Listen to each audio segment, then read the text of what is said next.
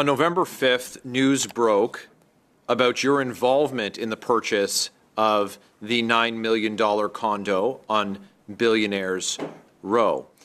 And then, having been found out, you sent a letter, and the letter said, I was not aware until media reports this week that the comments made in passing to a colleague had been reported by the Consulate General to the Global Affairs Canada property team. Let me give you an example of a comment made in passing, Mr. Clark. Hey, that meeting didn't go so well.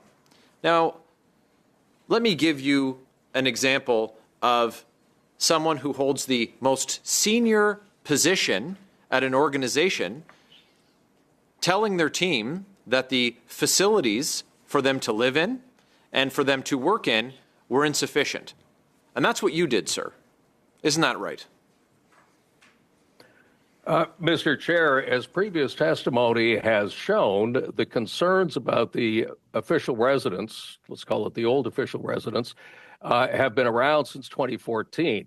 I was there, Mr. Clark. The difference, sir, is that you got the job and then the condo got bought. That's the difference. This isn't about what happened 8 years ago.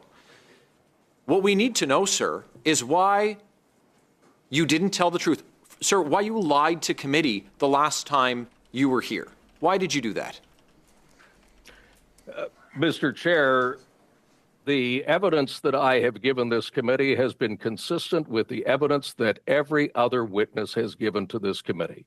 It is straightforward and it is simple. That's not true. And let me display for you some of the evidence that comes from your own department. First of all, there's the ATIP that was the subject of that November 5th story that was published. And in it, it says the current CNGNYHOM, that's you, expressed concerns regarding the completion of the kitchen and refurbishment project and indicated the unit was not suitable to be the Consul General's accommodations and it does not have an ideal floor plan for the Consul General representational activities.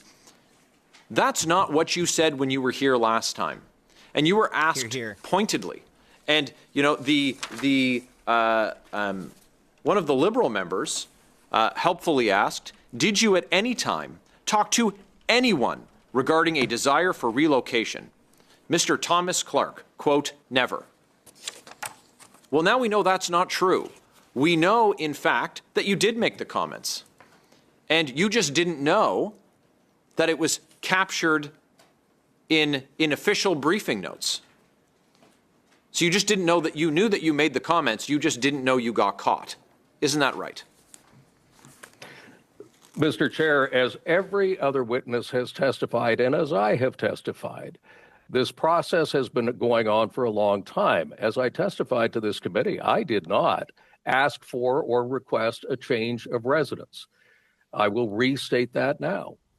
But this has been a process that has been led by Global Affairs Headquarters Property Division in Ottawa. Sir, let me tell you, when the head of the organization, and you described the importance of the mission, of which you're the head of, you described how important it is. For you to get things done, I don't imagine you need to directly instruct individual members of your team to do them. You need to identify that there's a problem, and then the team engages to solve it. That's how it works. This isn't some comment made in passing. And again, you talk about the evidence. Well, let's talk about the June 17th email from Emily Nicholson.